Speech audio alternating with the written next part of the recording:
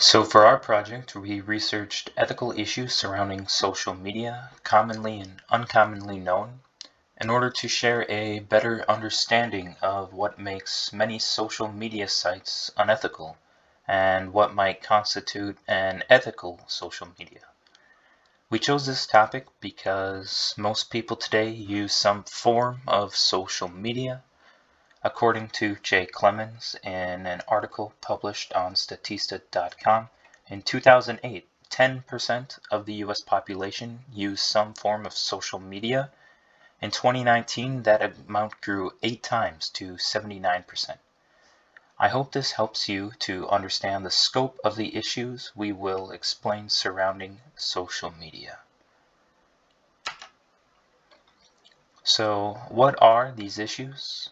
People with social media are subject to psychological harms, personalized advertising, which is allowed through the selling of a user's personal information control, as well as being misinformed, metadata theft, and falling victim to confusing user agreements. So, I'm going to talk a little bit about the psychological effects of social media, mainly on teens and young adults. We will mainly be focused on the consequences rather than the benefits of social media, as we want to try and change as many of the consequences as we can for a new social media platform. So, as for benefits, uh, social media has made it significantly easier to connect with new people, so friends of friends, or reconnect with people that maybe you haven't seen in a while, rather than having to go out, try to hunt down their email or their phone number and go find them. Um, so it provides a lot more opportunities for friendships. Social media also makes it significantly easier to find like-minded individuals, since you can read through people's posts, kind of get a feel for how people are, how they act, and stuff like that. But there are quite a few consequences. So we've seen a rise in cyberbullying in the past few years since social media started to become really prominent. There's also been a lack of face to face confrontation for young people. You also see that this affects young people with phone calls. There'll be a ton of young people who are super super super anxious about phone calls. They always try to email or text or whatnot, but they don't want to do phone calls, and they don't want to go in somewhere to ask questions or whatnot. uh, it's also been linked to rising anxiety and depression rates in teens and young adults, which is unsurprising, I think, to most of us. There's become a likes obsession for a lot of people, and I know that these things don't affect every person, but it affects quite a large quantity of people using social media. So a lot of people are super obsessed with likes, where likes is almost the only thing that they care about. So they don't really care that much about sharing their experiences with other people on the platform. It's more of oh, I need this to get so many likes to feel validated, or to compete with this person who's getting this many likes with this stuff. And that kind of leads into constantly comparing one's life to everyone else's. Whether you do it consciously or subconsciously, um, it's really easy to start comparing yourself to the others when you see people posting pictures of their wonderful vacations or things that they've spent their money on. Um, you start to kind of compare yourself to them without thinking, which is pretty bad for your mental state. And the last two are pretty big. It's really easy to get stuck in like-minded ideological bubbles, and that anonymity can give a rise to hostility. So we've really seen this with the last two elections, where people have just been absolutely horrible, horrible, horrible to each other.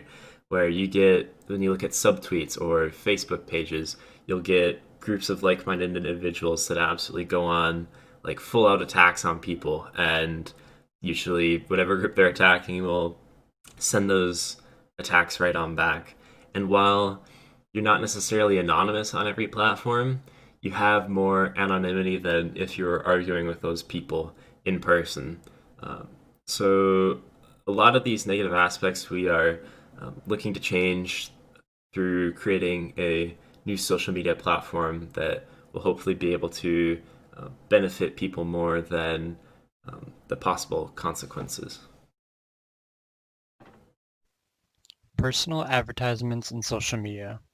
What are personal ads? Personal ads are advertisements from collected data of a user to give ads that are deemed relevant to the user. This may be ads that fit users' interests. What are the benefits of this? Showing ads that may be relevant to your interests rather than some unrelevant ad are better use to the user and potentially better for the company because they can generate a bit better return on investment. So what data does it come from? Personalized ads are based on previously collected or historical data to determine or influence ad selection, including users' previous search queries, activity, visits to sites or apps, demographic information, or location.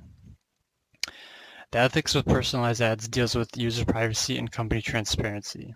By default, personal ads are turned on for most sites. Most people are not aware of this and get concerned that they see ads for products after minutes after they made a search or went to a location. Facebook, Twitter, Instagram, Snapchat, and Reddit all allow personal ads to be disabled to an extent, but can be buried in the settings and hard to find.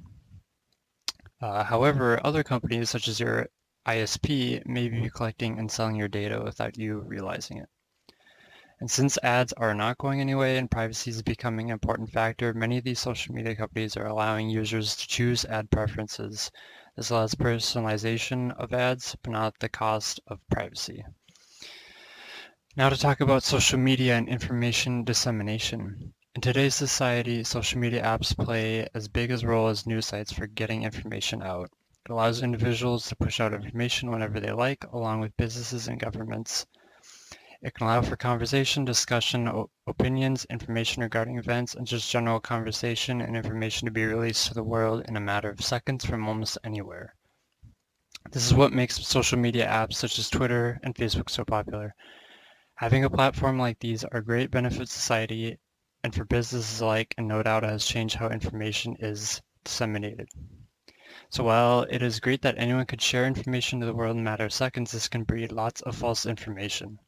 This isn't anything new, but at the scale of social media today, it is much more present, and with the outreach of influence social media brings, it has a big effect.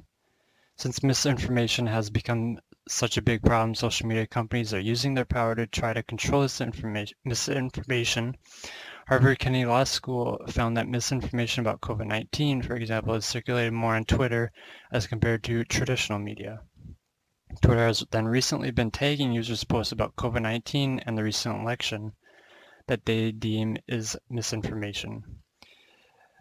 The issue with this is not to verify the information, or the issue with this is to verify this information, Twitter has to use a news source. The source they choose may have bias, not cover every aspect, or could possibly be false itself.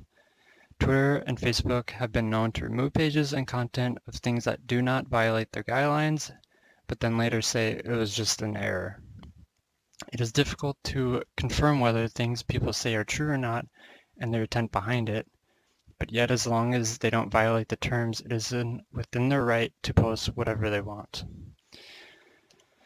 So the ethical dilemma is, should social media companies be involved in monitoring what they believe is truthful, hateful, or morally correct? Section 230 of the Communication Decency Act says, no provider or user of an interactive computer service shall be treated as the publisher or speaker of any information provided by another information content provider. Basically, this protects the companies from lawsuits for what users on the platform say and gives the right for companies to ban offensive material in good faith if they choose so. Recently, the CEOs of major tech companies have been hearing in the Senate from allegations of bias censorship. Regardless of bias, one side thinks there should be more control of information and the other thinks there should be less. While these companies have the right and are protected under law, since they hold so much influence in public information, discourse, and dissemination, It can lead down a slippery path for few large companies to dictate what people can be said and what is true or not. Some questions to ask are, should the companies be treated as a publisher for determining what can be posted, or as a platform for allowing freely use of their software to post information? Should algorithms continue to be used to flag content, or should it be all done by humans, or not at all? Algorithms aren't perfect, and humans can form bias without realization. It is difficult to say what path is most ethical.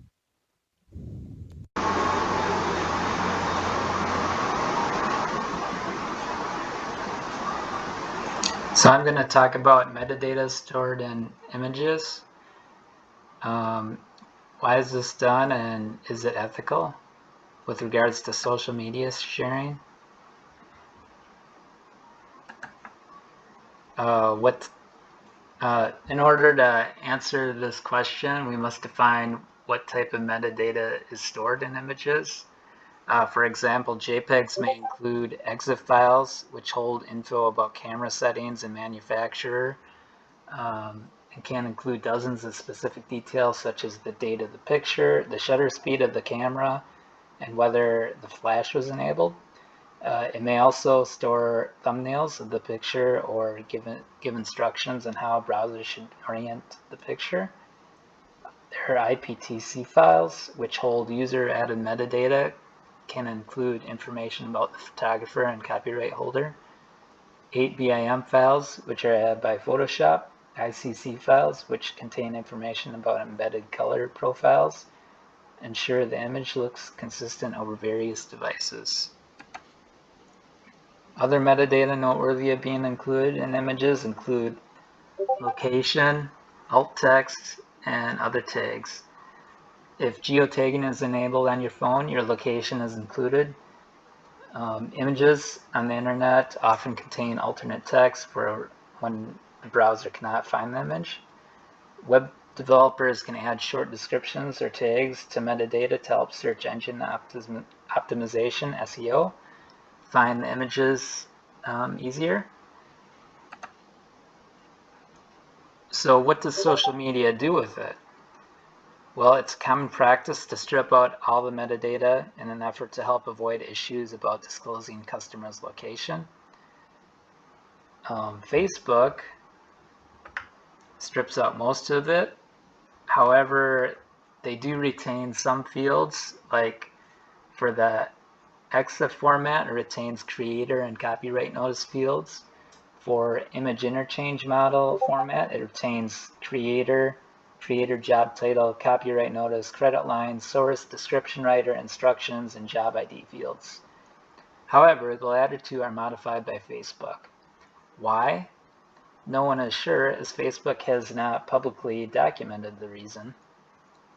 And so this, along with Facebook's track record of dishonesty regarding data sharing, has led to a lot of speculation. Is Facebook tracking the picture? This seems to be the commonly held notion. These two modified data fields were first discovered in 2014 by Dr. Neil Krawitz and posted to his blog to generate some conversation and research, but did not seem to garner any media attention. It was again posted to Stack Overflow in 2015, but it was really reignited in 2019 by a law student named Eden Jusupovich, who posted it to Twitter. From there, a Reddit user then posted Eden's tweet where the speculation quickly takes a life of its own, as best described by TechStartups.com writer Nikki Louise. While blogs and Twitter and Reddit may not be highly credible sources, Zach Duffman, a cybersecurity contributor to Forbes.com, thinks it is a hidden code that would allow another Facebook or third-party site with the right software to link the image back to its origins.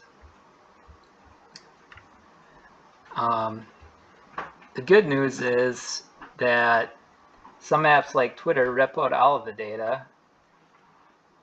So it's not like Facebook can retrace the origins of every instance, I guess. The bad news is he warns that continued advances in steganography, which is hidden data in media, are being made for hiding data and images. Some for security and data protection, others to execute advanced levels of malware that can be virally shared across social media platforms. So, an ethical social media platform, we think, should not track the image. We think it should not harvest any data from the image. And it would be best to completely strip out all of the metadata for any image that is posted to an ethical social media platform. One major issue that comes with most modern social media platforms is the lack of a clear and concise terms and conditions policy. Ideally, these documents would be able to clearly address any necessary actions being taken by the company, such as any information that is being gathered along with what it's being used for, while also providing the user with what rights they have pertaining to the information they're submitting to the company. Ideally, all of this would be given to the user without requiring them to read through a 3 to 4 dozen page document. Instead, however, most social media platforms' terms and conditions are so intimidatingly long that the vast majority of users don't even bother skimming through what they're agreeing to, with some studies finding that less than 1% of users even bother looking at the documents in the first place. This leads to issues down the road, where the user discovers actions that are being taken that they technically agreed to, but might not have had they been fully and properly informed at the time of agreement.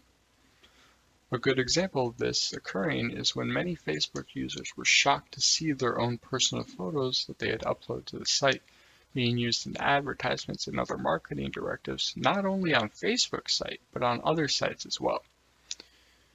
You see, inside the terms and conditions document that Facebook has, there's a statement that gives Facebook non-exclusive and transferable worldwide license to distribute, use, and run any of the content that's being hosted on their site. And despite the fact that this might seem like a fairly important factor when it comes to whether or not a user would like to use a company's service, this info isn't found until halfway through a 14,000 word document. On this next slide, I found a good visualization of just how long social media terms and conditions are. This is a display made by Dima Yarovinsky, showing just how long these 7 companies' terms and conditions are.